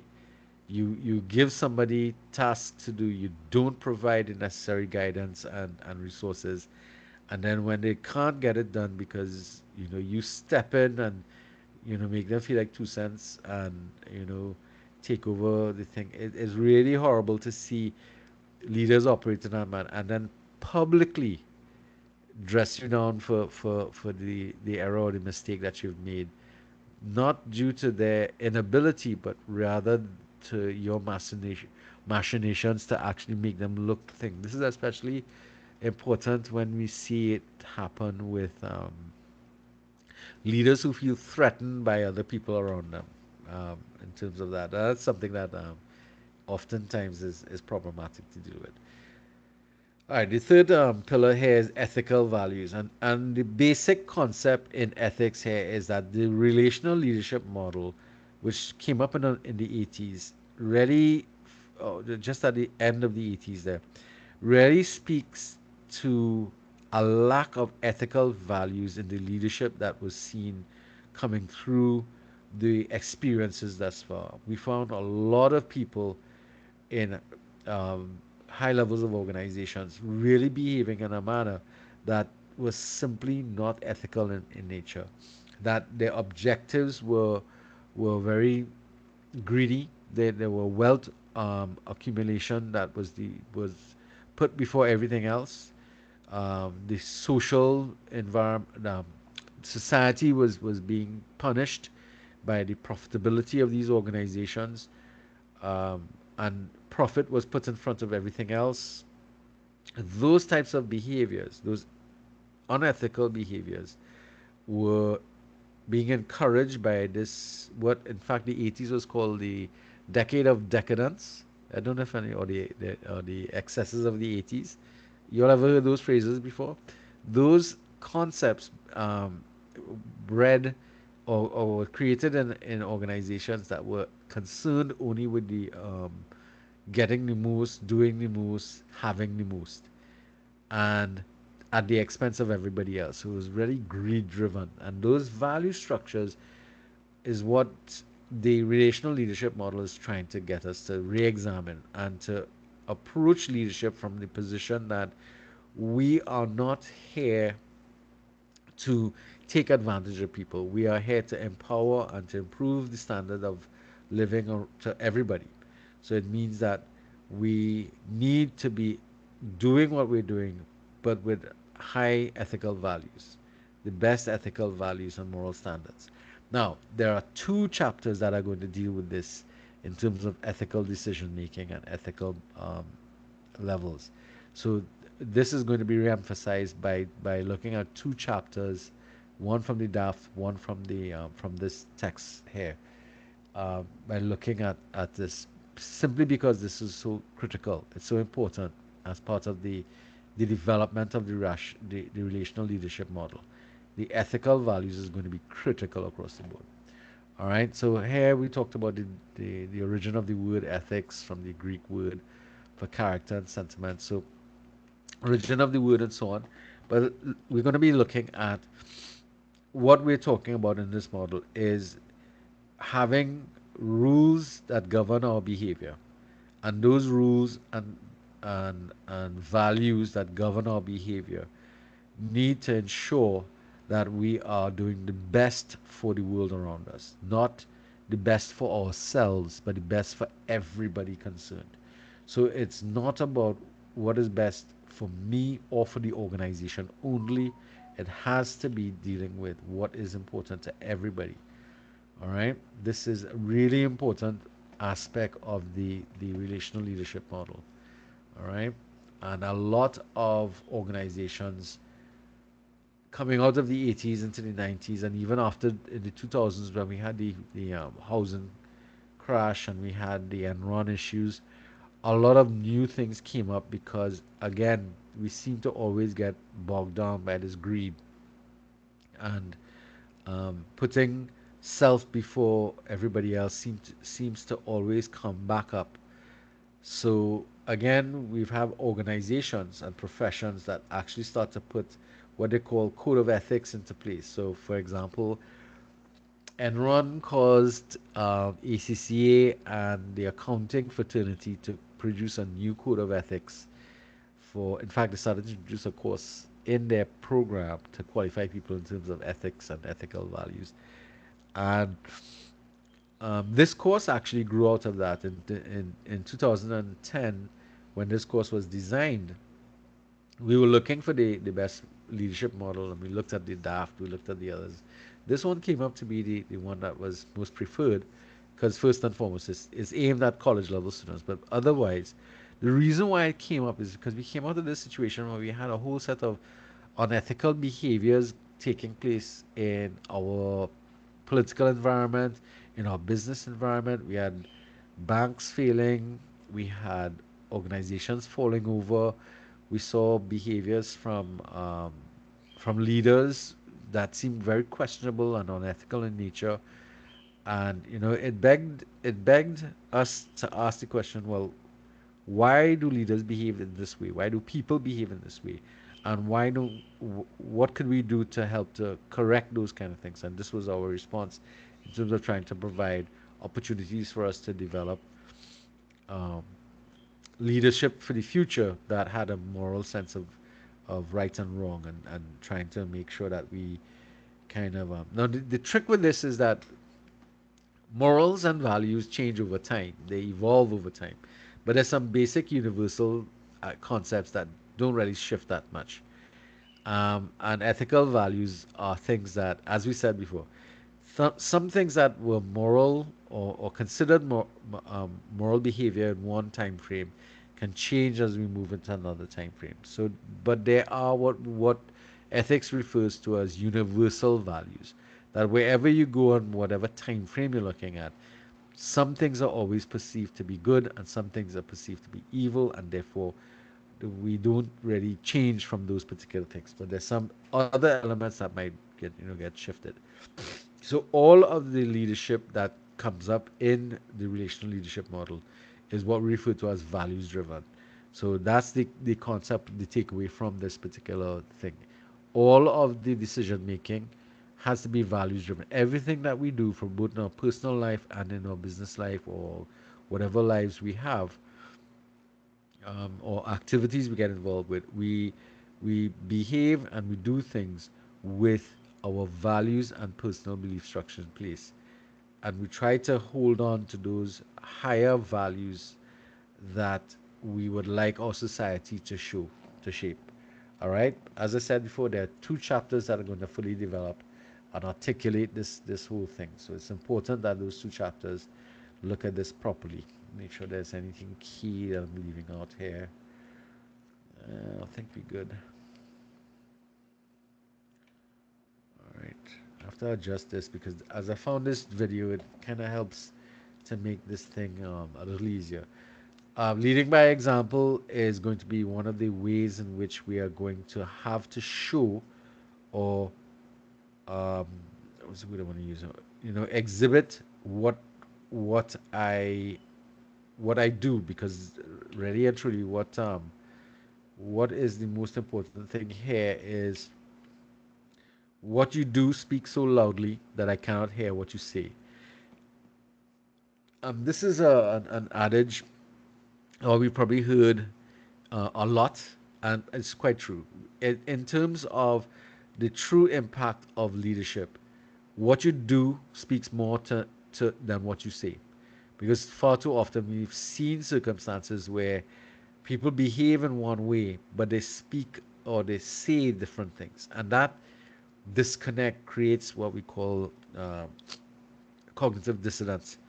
and that creates a problem. Well, you're saying this, but you're doing that, and it means there's no correlation between the two, and that discord creates problems with you in terms of affecting your ability to be trusted as a leader. So you hear somebody talking about one thing, and then they behave in a totally different way, and they don't speak well to each other. That type of leader is not somebody that invokes any form of trust or respect. And that's something that, and a lot of our politicians unfortunately falls in that category. There are lots of them who say one thing and do another, and then turn around and buff us for doing things that uh,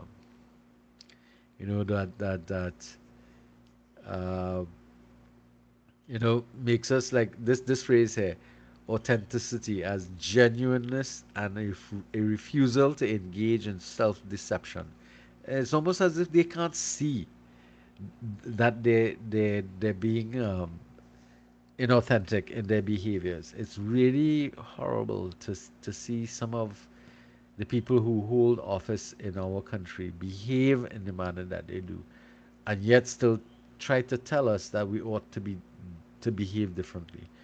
It's very hypocritical in nature of what's going on. So, as we were saying before, this it's not easy to do that because I mean sometimes you do things and you do things in haste, and kind of regret at leisure. But the whole point about it is that if you make a mistake, because that's another thing too. As a population, we don't forgive people.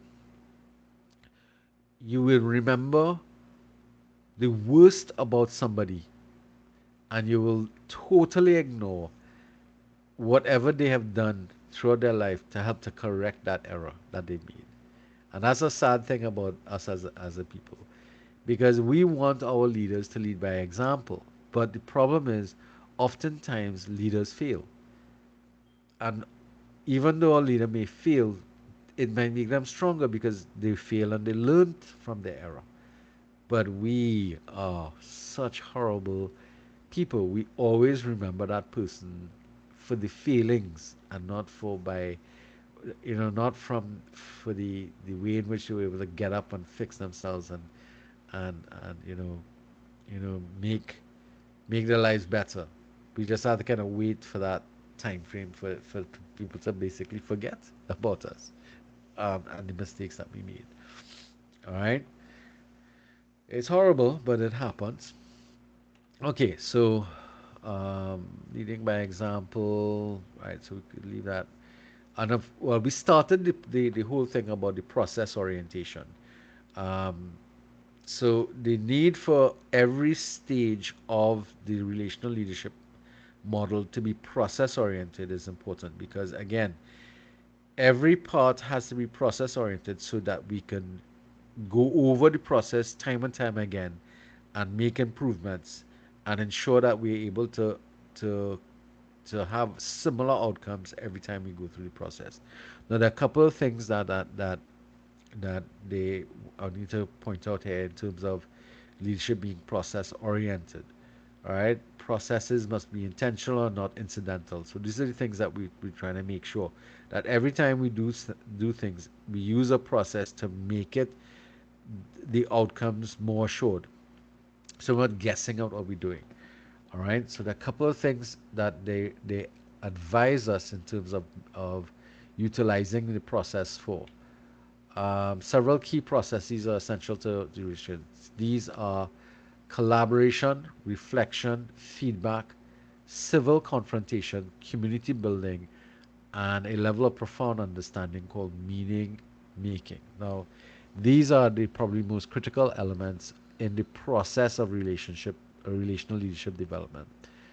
Collaboration requires that we spend a lot of time working with each other, developing group relationships, and basically trying to ensure that we have our kind of ducks in a row, trying to make sure that we are able to work together as groups. So teams and groups becomes important here, which is why there's a chapter presentation on that. I think it's the third, um, I don't know, guess is right here. We have groups and teams coming up right after integrity and moral purpose, and that's because of its importance here in terms of that presentation. All right. Um, Cooperation and collaboration, that is that whole element here, and this is because in our business environment, unfortunately, competition seems to be positioned as being the best system that exists. Competitive firms make for higher efficiency and lower profits, or so it says. The adversarial legal system and the adversarial election systems that we have supposed to give rise to the best leadership that's available. And I it's right. So it's hard to imagine a different paradigm because these things have been embedded in our thinking for far too long. And it creates the concept that if we, however, attempt to use cooperation and collaboration as opposed to the adversarial and competitive nature of the processes that we've utilized before to come to decisions and come to leadership decisions in particular, we realize that cooperation and collaboration is in fact a superior methodology, because it requires us consistently working together to try and make sure that we understand each other. We are going to use consensus building as opposed to democratic divisions. We're going to want to collaborate with people rather than compete with people, and that is the nature of what collaboration is. It's important, and it has to become process oriented so that we are we will always be able to engage in this type of group behaviors and team behaviors that allow us to arrive at better decisions based upon the inclusion of everybody and not the exclusion of people in a particular group. So that's the importance of cooperation and collaboration. Um, so there's a lot there. Meaning making. So we talked about that. You have to be able to make the organization and its ideas and its goals and things be meaningful to the people around you, be meaningful to other members of the organization. If we don't make it meaningful, then it's not going to matter. Nobody's going to bother with your group. Nobody's going to bother with where this organization is going. If we make it matter, again, it means that it's something that's special to us. And that's an important thing because if it doesn't matter to you, you don't care. But if you care, then you're going to be critical about making sure that it works. All right. Um, Especially if we are utilizing an organization to be able to navigate our way through the changes that are happening in our organization or world around us. That's going to be something critical. All right. So as we take information and data and go through this data flow situation here, we are going to be able to make it matter to us, um, if we involve the other people involved with it. So it's important as a leader that we we take the information and make it meaningful to other people besides ourselves. That understanding drives us into being more wise about what we're doing, and it guides our thoughts and actions in the future. That's a critical thing because if it doesn't matter, it's sort of like the adage, for those of us who don't learn from history, we are doomed to repeat it. And that is true. Because if we don't go through the process of taking the information that we've drawn from past behaviors, past outcomes, using that knowledge to develop an understanding as to why something happened and why we had these particular outcomes, we are not going to improve our pool of knowledge and understanding to be able to make better decisions, which is applying our understanding and knowledge to making to the circumstance, which is what we refer to as wisdom, so that we could guide ourselves into making better decisions and thinking better about the whole circumstances. All right. Meaning making is the process of arranging our understanding of experience so that we can know what is happening and we can know what has happened, what is happening, and so we can predict what will happen. It is it is constructing knowledge of ourselves and the world. So this is, if we don't do this, go through this exercise process wise, then we are not um, going to be able to make informed decisions in the future. That's something that's going to be really important as we start to move into more serious types of activities with our lives, even for yourself from a personal point of view. Understanding what you're doing and making sense out of it is also something that you want to pay attention to. All right, so there's one other element. Reflection and contemplation is probably one of the most powerful things that we can utilize in processes to be able to understand more about what we do as leaders and as people generally. Reflection is a process of pausing, stepping back from the action, and asking, what is happening? Why is this happening? What does it mean? What does this mean for me? And what can I learn from it? Far too often, we are running races between one action to the next, and we don't stop, pause, and reflect. Not only reflect, but we also cogitate and contemplate. Which means sometimes it requires us, not sometimes, every time it ought to require us not just thinking about it, but writing about it. And this is where the first assignment that I've asked you to start to work on is your self-assessment, is a position or point of reflection and contemplation. But it is something that should be oftentimes done in your life. And in as a leader, if you want to be a better leader, it's something that needs to be done oftentimes, very often, especially after some major exercise has been done.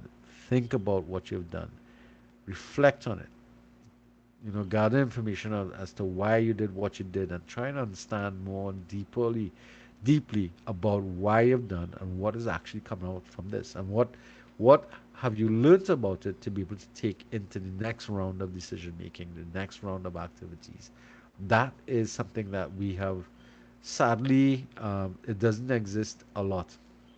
It's not encouraged. Our work schedules don't encourage that type of reflection, which is a very powerful part of self development, and something to encourage other people to get involved with. So, these are the key elements that that exist in terms of processing. So we could, I think I could move from this here. I like this thing. Reflection is hard mental work. The word itself means bending back.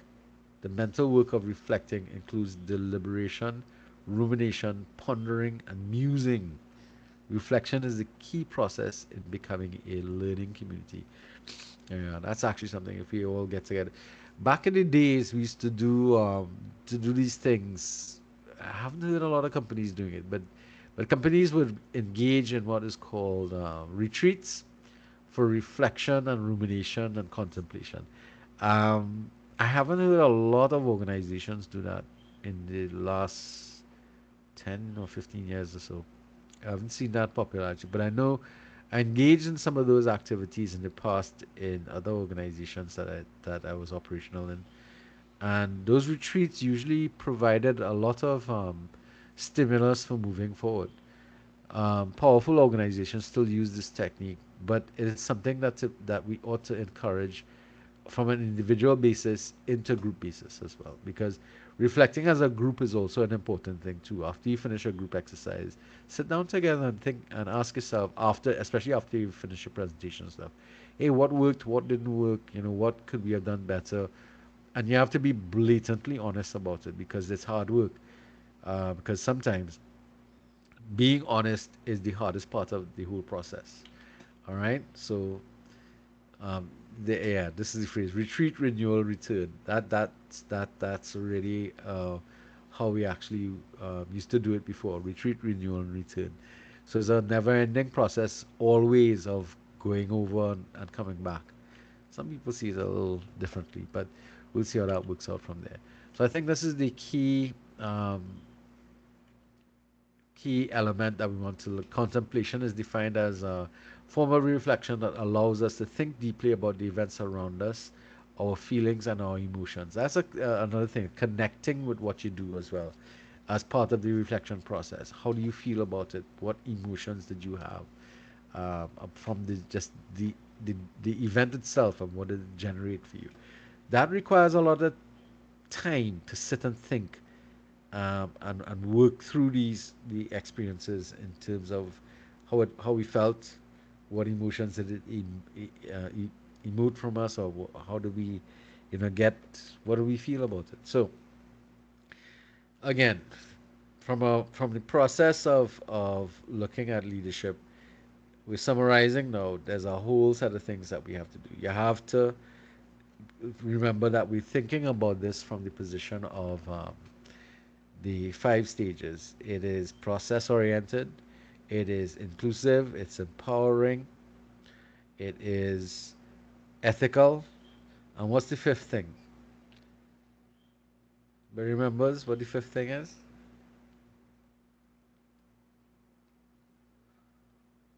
Wow, nobody was listening. So let's go back up to looking at it. All right. So it's process oriented, inclusive, empowering, and it has purpose. That's the one that's missing. Ethical values. All right. Maybe you all will listen when you look at it in the future. All right. We have any questions so far? Anybody wants to ask or comments that people want to make? Because this kind of ends my work with you guys here. All right. Let me take us to the end of this summary. Now, again, this has been, in fact, is one of the longer chapters in the text, which is probably why we have so much slides coming out of it. Again, you don't need to memorize these things. The concepts that you've met here, you could go back to the text, you can read it again, engage with the material. You could do just section by section. I don't need you to learn these things. What I need you to do is to develop some degree of appreciation for the concepts and for the ideas, and that way it might help to influence your thinking about the relational leadership model, and it might help you to come to grips with the content that we're dealing with. All right, any questions, guys? For those of you who might have missed the video that I had played earlier, let me copy that and put it into the chat so that you could, for those of you who missed it at the beginning, you can actually go back and look at it. Let me put it here. All right. So for those of you who might have missed that at the beginning. All right. Any questions? Yes, I see a hand up. Hmm. So the Uh-huh. thing is with this, right? With everything that I've been listening to with your class and stuff like that, the more you teach us stuff is the more, I don't know for everybody else, I'm just speaking for me, is the more that is just so draining and depressing to work around these people in the hospital. I just being honest. Well, unfortunately, that is going to be one of the first things that you're going to focus on. The fact that there's so much that can be done, but it should also signal to you opportunity. Um, that for you, the opportunity exists to help to develop a new cadre of individuals who would become better leaders in the future. That is the solace I have to, because that was one of the first things that I had to deal with when I first came across this concept. Um, I had to deal with that disappointment in leadership around me, because comparatively speaking, it's horrible to look at some of the behaviors that I see around us on a regular basis. It's just horrible to look at some of the things that come up. And this model speaks to, and again, it's an aspirational model. We are speaking to becoming better leaders. And unfortunately, as you quite rightly said, current leadership doesn't support it. Yes, and I understand that feeling of depression that you might have, but think about it from the perspective of you're the next leader. Do something about it. Empower yourself to be able to be better. But it's difficult to make those changes as we will, engage in the future. All right. Any other questions? Comments? I would All right. just say that thing, and I don't want to say because they find you that I it think should you're be. you're breaking up badly. Could barely hear what Uh, you're saying. No, still tell breaking me. up. Uh, Maybe because you're at work or something, you're kind of falling off the network. All right, let me pause the recording.